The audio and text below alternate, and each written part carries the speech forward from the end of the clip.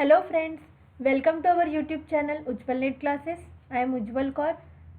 इस वीडियो से हम क्विक रिवीजन की सीरीज शुरू करने जा रहे हैं। जो भी सितंबर में एग्ज़ाम देने जा रहे हैं उनके लिए काफ़ी यूज़फुल रहेगी ये। तो 2 दिसंबर 2019 का ये पेपर है और इसी तरह से हम लेटेस्ट टू ओल्ड की तरफ जाएंगे। जैसे कि इसके बाद में जून 2019 का पेपर मैं डिस्कस करूँगी और उसके बाद में दिसंबर 2018 का। इसी तरह से पहले ये 3 पेपर्स आपको रिवाइज करना बहुत ज़रूरी है क्योंकि ये लेटेस्ट पैटर्न पर है और मैक्सिमम मैं ट्राई करूँगी कि जितने भी हो सके कवर एग्ज़ाम तक। तो चलिए शुरू करते हैं। पहले कुछ इंस्ट्रक्शंस देना चाहूँगी वीडियो के बारे में। ये बाइलिंगुअल रहेगा, जैसे कि हिंदी इंग्लिश दोनों लैंग्वेजेस में रहेगा ये पेपर। और जो भी आंसर की थी तो इसी तरह से पूरे जितने भी क्वेश्चन पेपर्स रहेंगे वो वेरीफाइड रहेंगे आंसर की से। आपको कहीं से और वेरीफाई करने की ज़रूरत नहीं है और पूरी तरह से मैंने अच्छे से एनालाइज किया है सारे आंसर्स को।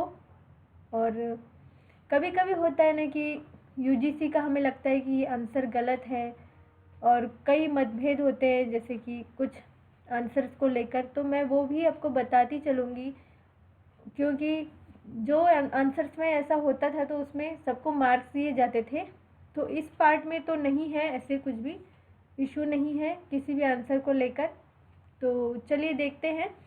और जो क्वेश्चंस को एक्सप्लेनेशन की ज़रूरत नहीं है वहाँ पर मैंने सिर्फ क्वेश्चन ऑप्शंस के साथ में रीड किया है और जहाँ पर एक्सप्लेनेशन चाहिए वहाँ पर एक बहुत अलग तरीके से मैंने एक्सप्लेनेशन दिया है स्लाइड्स के थ्रू। इससे आपको बहुत अच्छे से समझ में आएगा, याद रहेगा और काफ़ी हेल्प होगी आपकी। तो अगर आपको उसकी पीडीएफ भी चाहिए होगी जो एक्सप्लेनेशन है तो आप मुझे कमेंट बॉक्स में बता सकते हैं और जो भी डाउट रहेगा आप मुझे पूछ सकते हैं कमेंट बॉक्स में। और जितने भी चार्ट्स हैं इम्पॉर्टेंट टॉपिक्स के, जैसे कि मूर्छनाएँ, श्रुतियाँ और कर्नाटकी ताल, थाट, इन सब के मैंने इमेजेस टेलीग्राम चैनल पर शेयर किए हैं और शेयर करूँगी जो बाकी है। तो आप ज़रूर ज्वाइन कीजिए टेलीग्राम चैनल। मैंने इन पर वीडियो नहीं बनाई है क्योंकि आपका टाइम उससे बचेगा। आपको सिर्फ वो याद करके जाने हैं, इसलिए आप उस पर देख सकते हैं। इसलिए आपको टेलीग्राम चैनल ज्वाइन करना बहुत ज़रूरी है। लिंक डिस्क्रिप्शन बॉक्स में दी है मैंने, या फिर आप सर्च भी कर सकते हैं उज्जवल नेट क्लासेस इस नाम से। तो चलिए शुरू करते हैं। ये जो पार्ट 2 म्यूज़िक दिखाई दे रहा है ये इसमें 25 क्वेश्चंस रहेंगे जो सबके लिए कंपलसरी है और बाकी जो 75 क्वेश्चंस है अलग वीडियो में मैं डिस्कस करूँगी। जो स्पेसिफिक जो सेक्शन रहेगा सबका अलग अलग, कर्नाटक संगीत वालों का अलग और हिंदुस्तानी संगीत, इसी तरह से बाकी सबका भी। और फर्स्ट जो पार्ट होता है वो पेपर 1 का होता है, उसमें फर्स्ट 50 क्वेश्चंस आते हैं और अभी आज हम 25 क्वेश्चंस डिस्कस करने जा रहे हैं। तो फर्स्ट क्वेश्चन है, in the process of research first step will be. Options हैं 1 प्रीफेस, 2 बिब्लियोग्राफी, 3 सिनॉप्सिस, 4 इंडेक्स। इसका सही उत्तर है सिनॉप्सिस। वो कैसे देखते हैं, क्योंकि रिसर्च में पहली जो स्टेप होगी वो सिनॉप्सिस होगी। प्रीफेस तो जो बुक्स में दिया जाता है, प्रस्तावना दी जाती है, उसे प्रीफेस कहा जाता है। और बिब्लियोग्राफी बुक के एंड में दी जाती है जो संदर्भ ग्रंथ सूची होती है। और जो सिनॉप्सिस, इसे रिसर्च प्रपोजल भी कहा जाता है। जैसे कि जो भी हम रिसर्च लिखने जा रहे हैं तो उसमें हम एक शॉर्ट में देते हैं कि हम क्या क्या रिसर्च करने वाले हैं, किस तरह से। इसलिए इसका सही जो आंसर है यही है। और 4 जो इंडेक्स है ये तो सबको पता ही है। यहाँ पर एक स्लाइड में मैंने बिब्लियोग्राफी और रेफरेंसेस में डिफरेंस बताया। जैसे कि पेपर 1 का ये टॉपिक है हमारा रिसर्च, ये भी आपका रिवाइज हो रहा है साथ ही। तो हो सकता है कि बिब्लियोग्राफी और रेफरेंस में क्या डिफरेंस है पूछा जाए तो आपको देखना है। जो बुक के एंड में रेफ़र किए गए बुक्स की लिस्ट होती है यानी कि संदर्भ ग्रंथ सूची, उसे बिब्लियोग्राफी कहा जाता है। और ये not directly included in the text, मतलब ये टेक्स्ट में डायरेक्ट इंक्लूड नहीं की जाती है, पुस्तक के अंत में दी गई होती है। और रेफरेंसेस मतलब those that have been referenced in article और बुक, यानी कि किसी भी आर्टिकल या बुक में जो डायरेक्ट इंक्लूड किए जाते हैं, जैसे कि यहाँ दिया है directly included in actual text. आप भी देखते होंगे किसी भी बुक में जो टेक्स्ट के नीचे ही थोड़ा सा दिया जाता है कि ये कौन से बुक से लिया गया है, या फिर जो भी लाइन होती है उसके बारे में जो इन्फॉर्मेशन होती है उसे रेफरेंसेस कहा जाता है। तो चलिए देखते हैं नेक्स्ट क्वेश्चन। क्वेश्चन नंबर 2 है the basic difference between fine arts and mechanical arts can be attributed to. Options है a objective, b imagination, 3 c contents. तो इसमें से आपको सिलेक्ट करना है कि तीनों भी ऑप्शन सही है या 2 है या फिर 1 है। तो इसमें पूछा गया है फाइन आर्ट्स और मैकेनिकल आर्ट्स के बीच में जो डिफरेंस है उनमें कौन सी चीज़ों का समावेश होता है। तो ये तीनों भी सही है, ऑब्जेक्टिव, इमेजिनेशन और कंटेंट्स। तो इसका 4th ऑप्शन सही है।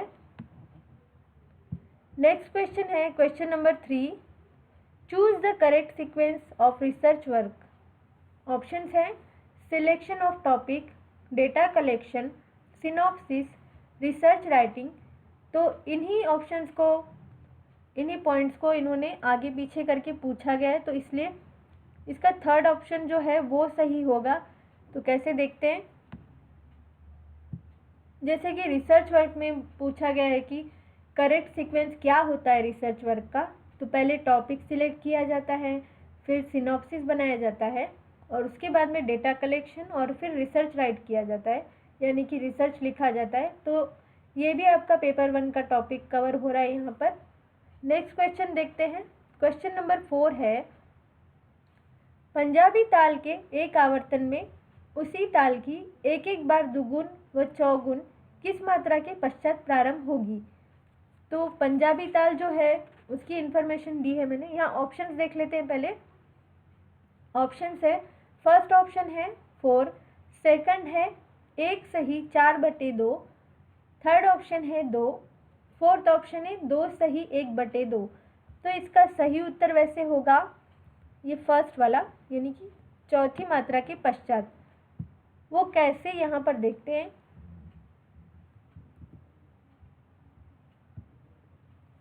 तो यहाँ पर मैंने ताल पंजाबी जो है उसकी जानकारी भी दी है, जैसे कि इसकी मात्राएं होती है 16 और खंड होते हैं 4 मात्रा के, और तालियां 3 होती है 1, 5 और 13वीं मात्रा पर, और खाली 1 होता है 9वीं मात्रा पर। और इसके बोल देखिए यहाँ पर मैंने दिए हैं। ये जो जानकारी है ताल पंजाबी की और ताल 3 ताल की सेम है, पर इनके बोल अलग है, तो आपको ये ध्यान में रखना है। और इसके बोल देखिए, मैं आपको ताल देकर बताती हूँ इसे कि कैसे दिया जाता है ताल।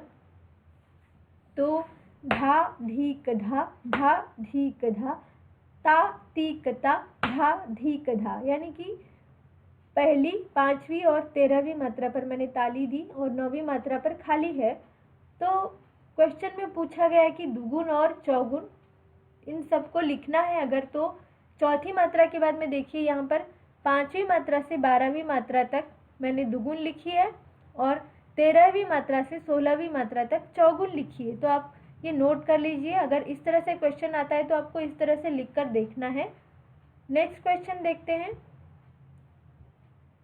क्वेश्चन नंबर 5 है रागमाला चित्रों की विभिन्न शैलियों में राग हिंडोल के चित्रण में अधिकतर किस देवता को चित्रित किया गया है। ऑप्शंस हैं 1 शिव, 2 कृष्ण, 3 ब्रह्मा, 4 विष्णु। तो इसका सही उत्तर है Krishna, option number 2। Next question देखते हैं। रामलीला व तमाशा जैसी लोक कला विधाएं किस श्रेणी के अंतर्गत आती है। ऑप्शंस हैं 1 वाद्य वृंद, 2 बैले, 3 गीत नाट्य, 4 टप्पा। तो इसका सही उत्तर है गीत नाट्य। नेक्स्ट क्वेश्चन देखते हैं। क्वेश्चन नंबर 7, गमक जो आधार स्वर से आरंभ होकर उच्च स्वर उत्पन्न करता है तथा राग भाव की अनुरूपता से युक्त है, उसे कहते हैं। ऑप्शंस हैं 1 मूर्छना, 2 ढालू, 3 कंपिता, 4 गुम्फिता। तो इसका सही उत्तर है वैसे ढालू। ये गमक के ऊपर दिया गया क्वेश्चन है, तो देखते हैं कि ढालू कैसे, और कुछ गमक के बारे में एक्स्ट्रा इन्फॉर्मेशन देख लेते हैं।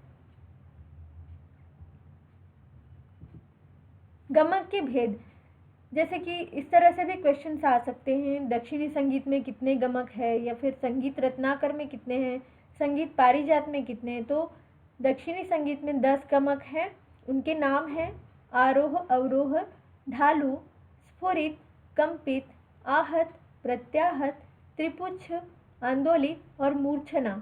ये 2 ऑप्शंस हमें दक्षिणी संगीत में से ही दिए गए थे। तो देखिए, आपको ऐसे भी आ सकता है कि ऑप्शंस में कुछ और नंबर्स दिए जाएंगे दक्षिणी संगीत में, जैसे कितने हैं 10, 20 या फिर कुछ और नंबर्स भी दिए जा सकते हैं। तो आपको अच्छे से नोट करके रखना है। और जैसे कि मैंने बताया था, संगीत रत्नाकर से बहुत सारे क्वेश्चंस आते हैं, नाट्यशास्त्र और संगीत रत्नाकर। तो ये संगीत रत्नाकर शारंगदेव जी का लिखित है, और इसमें 15 गमक के भेद बताए गए हैं। उनके नाम हैं तिरिप, स्फरित, कंपित, लीन, आंदोलित, वलित, त्रिभिन्न, कुरुला, आहत, उल्लासित, प्लावित, हुमफित, मुद्रित, नामित और मिश्रित। और संगीत पारिजात में 20 भेद दिए गए। इनके नाम आप नहीं भी देखेंगे अभी तो चलेगा, इतना ही सफिशिएंट है आपके लिए। तो चलिए नेक्स्ट क्वेश्चन देखते हैं। शोध परिकल्पना से अभिप्राय है, क्वेश्चन नंबर 8 है ये। ऑप्शंस हैं 1 अनुक्रमणिका, 2 शोध सार, 3 दत्त संकलन, 4 तर्क आश्रित अनुमान। यानी कि शोध परिकल्पना, ये भी रिसर्च का टॉपिक है। रिसर्च के हमें 3-4 क्वेश्चंस मिलेंगे इस पार्ट में। तो रिसर्च हाइपोथेसिस जो कहा जाता है पेपर 1 का, वही है ये। तो इसका सही उत्तर तो वैसे तर्क आश्रित अनुमान है। शोध परिकल्पना मतलब क्या है, पहले वो देख लेते हैं। इसमें क्या दिया गया जाता है, जैसे कि कोई भी चीज़ कैसे और क्यों है इस ढंग से, इसके बारे में जब रिसर्च किया जाता है और उसके ऊपर जो विचार देते हैं, उसे रिसर्च हाइपोथेसिस कहा जाता है। तो इसमें लॉजिक भी होना बहुत ज़रूरी होता है। तो यहाँ पर देखिए आप, एब्स्ट्रैक्ट जो शोध सार जो दिया गया है सेकंड ऑप्शन, उसका मतलब होता है an abstract is a brief summary of a research article, thesis या फिर कॉन्फ्रेंस। मतलब एक ब्रीफ जो समरी होती है किसी रिसर्च आर्टिकल की या फिर थेसिस कॉन्फ्रेंस की, उसे एब्स्ट्रैक्ट कहते हैं। तो ये हुआ क्वेश्चन नंबर 8। तो शोध परिकल्पना से अभिप्राय है तर्क आश्रित अनुमान। तो नेक्स्ट देखते हैं question number 9। कुडुमियामलाई inscriptions can be considered as one of the finest example of, options है 1 एपिग्राफी, 2 म्यूजिकोग्राफी, 3 आइकोनोग्राफी, 4 स्क्रिप्टोग्राफी। तो इसका सही उत्तर है ऑप्शन नंबर 1 एपिग्राफी। ये जो कुडुमियामलाई इंस्क्रिप्शन है, ये एपिग्राफी का मतलब होता है अभिलेखों का अध्ययन। ये एक टेम्पल का नाम है।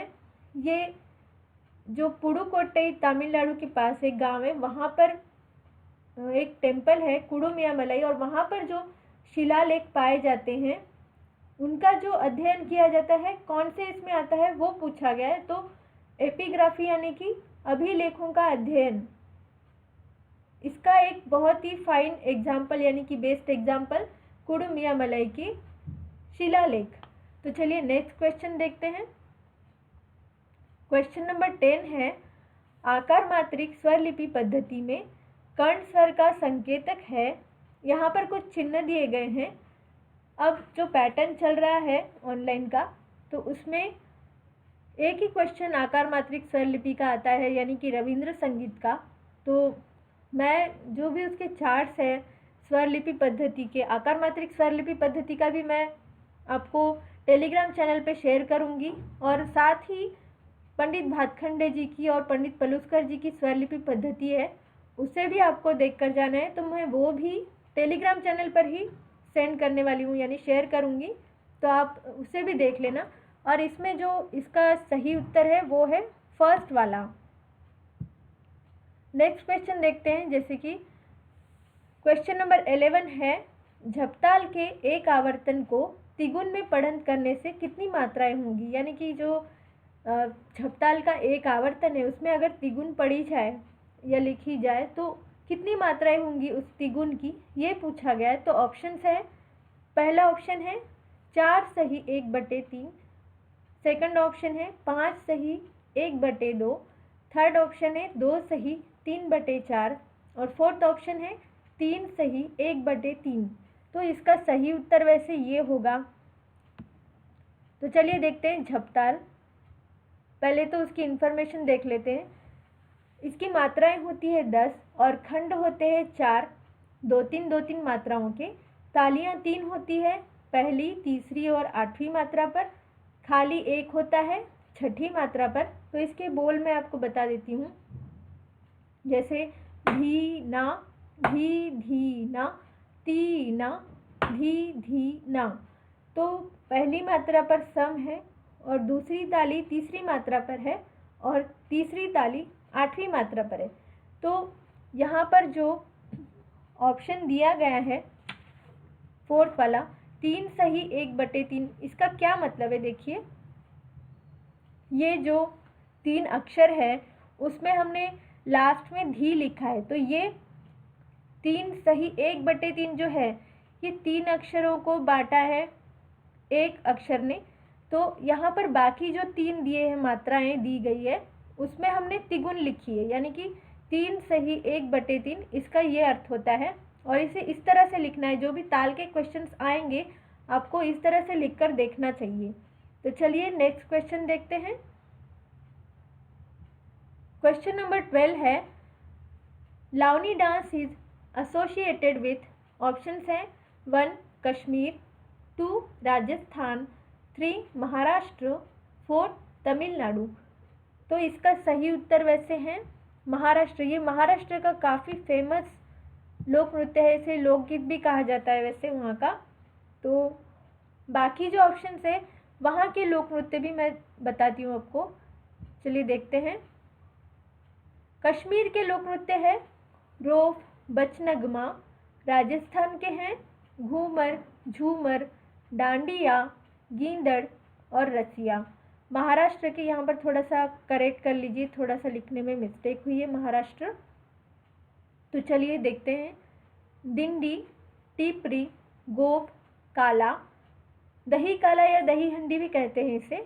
और तमिलनाडु के कुछ और लोक नृत्य है कुरवंजी, कारागम और कावड़ी।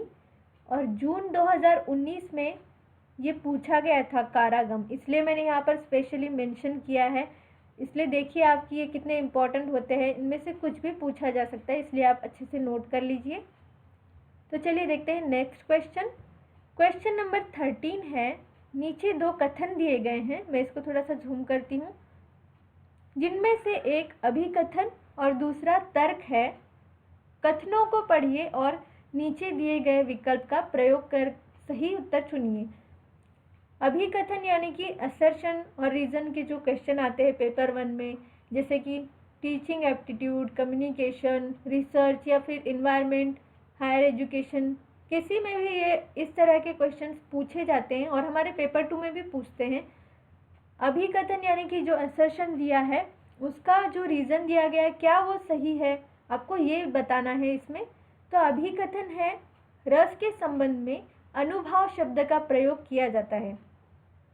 और इसका तर्क यानी कि रीज़न है, आपको अभिकथन के बाद में क्योंकि लगाना है। अगर आपको सुनने में वो सही लगता है तो दोनों भी सही रहेंगे।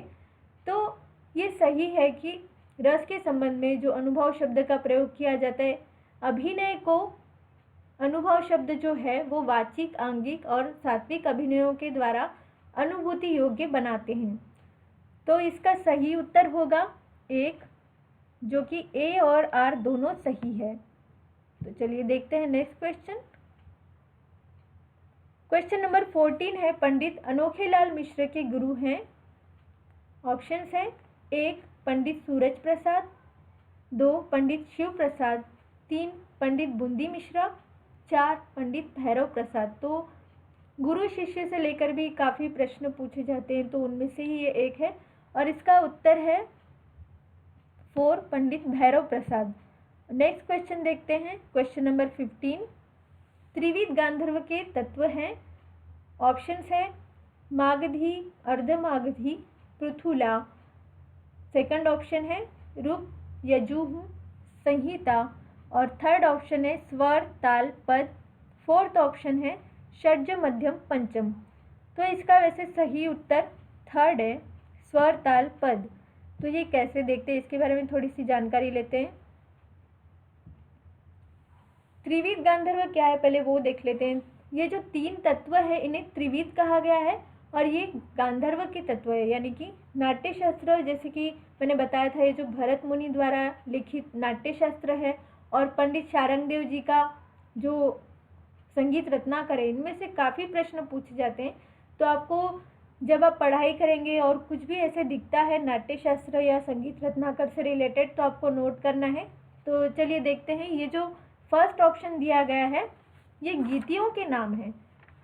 गीतियाँ 4 है वैसे और आपको 3 दी गई है, तो आपने ये भी नोट कर लेनी है, मागधी, अर्धमागधी, संभाविता, पृथुला। नाट्यशास्त्र आगे गंधर्व संगीत को संगीत के रूप में परिभाषित करता है गंधर्व संगीत के नाम से और इसके ये 3 तत्व है, स्वर, ताल, पद। संगीत को गांधर्व या फिर मार्गी संगीत भी कहा जाता है और देशी संगीत, ये 2 रूपों में वर्गीकृत किया गया है नाट्य शास्त्र में। और गांधर्व संगीत मतलब वो था जो देवी देवताओं की पूजा के वक्त मतलब प्रयोग किया जाता था, उसे गांधर्व संगीत कहते थे। और देशी संगीत मतलब जो आम लोगों का संगीत था, जो लोक संगीत कहा जाता है जैसे कि, और जो सामुदायिक समारोहों में मनोरंजन के लिए ग्रुप्स में मिलकर गाया करते थे, उसे देशी संगीत कहा जाता है, यानी कि लोगों का संगीत मतलब देशी संगीत। इसके ऊपर भी पहले प्रश्न आया है, तो आपको ये डिफरेंस अच्छे से याद रखना है कि देशी संगीत मतलब क्या है और मार्गी संगीत मतलब क्या होता है। तो चलिए नेक्स्ट क्वेश्चन देखते हैं। क्वेश्चन नंबर 16 है, उत्तर त्यागराज काल से संबंधित रचयिता निम्नलिखित में से कौन है। ये कर्नाटक संगीत में से है। तो ऑप्शंस हैं पुरंदर दास, 2 है श्यामा शास्त्री, 3 है मुथुस्वामी दीक्षितार, 4th है मुतैया भागवतार। तो 4th ऑप्शन इसका सही है, मुतैया भागवतार। क्वेश्चन नंबर 17 है, नाट्यशास्त्र। देखिए फिर से एक नाट्यशास्त्र से क्वेश्चन आया है।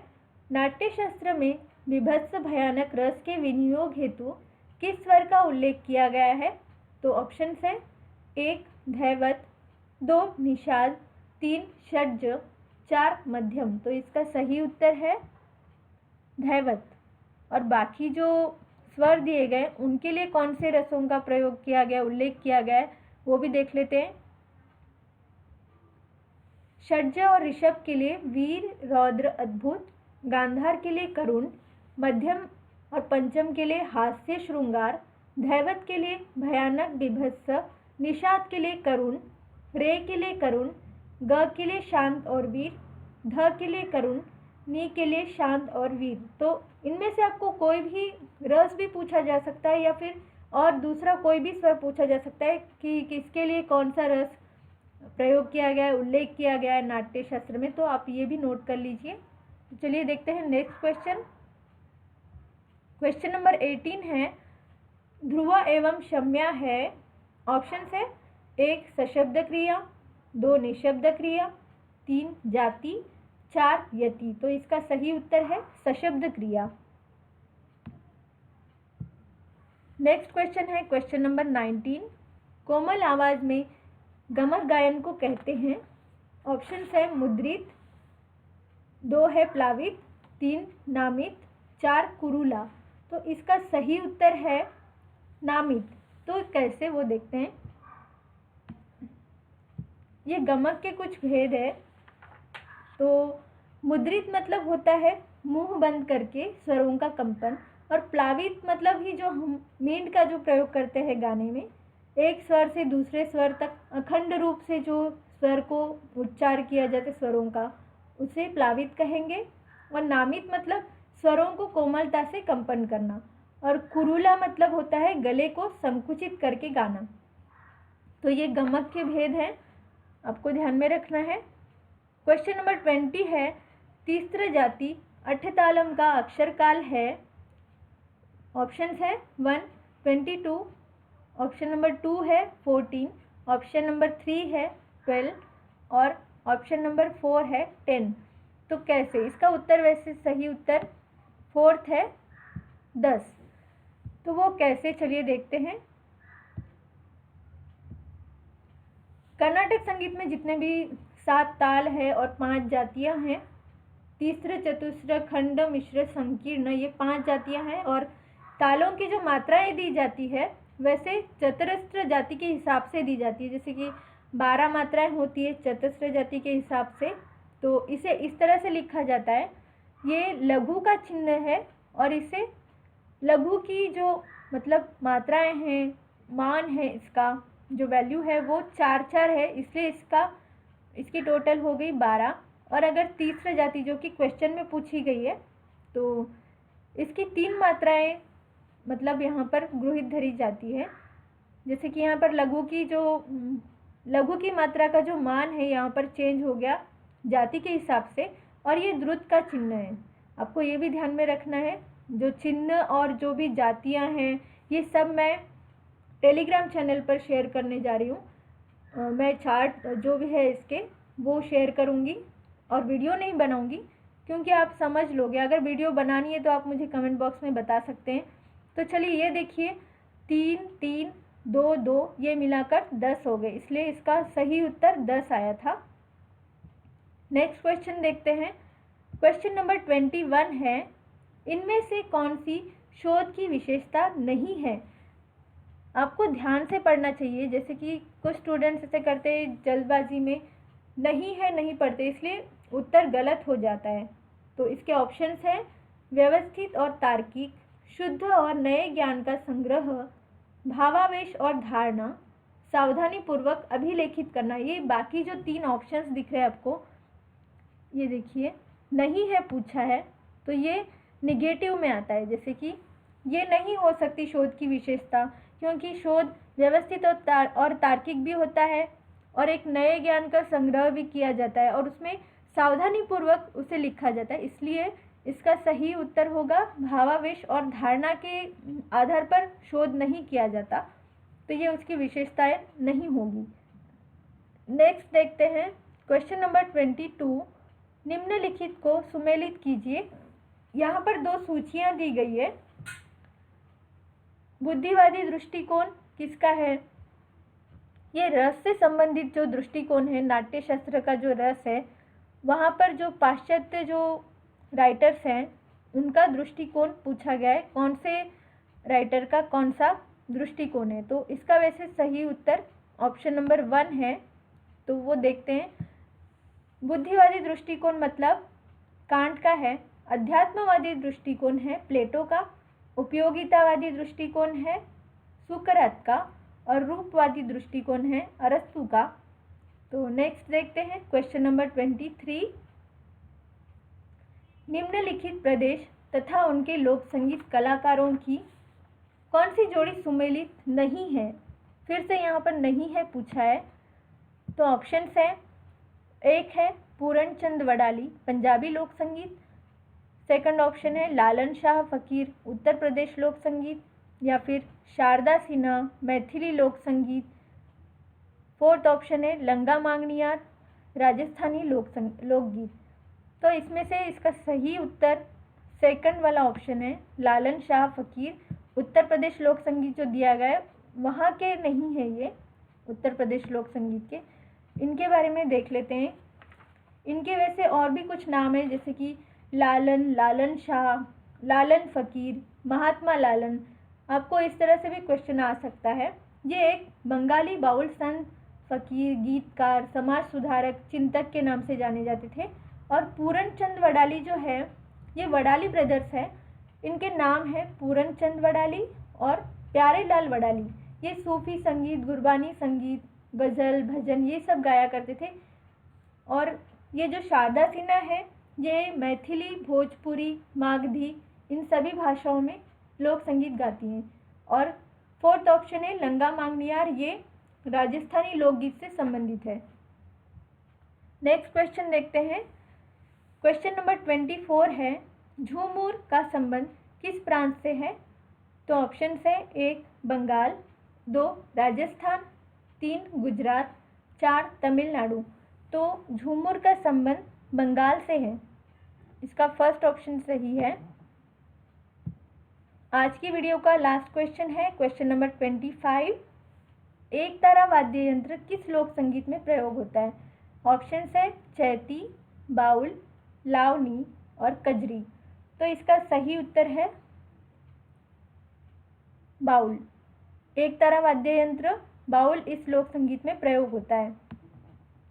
तो यही था पार्ट 2 2 दिसंबर 2019 का, और हम अलग से वीडियो में बाकी जो 75 क्वेश्चंस है इसी तरह से रिवाइज करेंगे। तो आपको ये अच्छे से रिवाइज करना है जो भी है, और हम बहुत जल्द ही देखेंगे। और कोई भी डाउट है तो आप मुझे कमेंट बॉक्स में ज़रूर पूछिए। और इस वीडियो को एंड तक देखने के लिए बहुत बहुत धन्यवाद।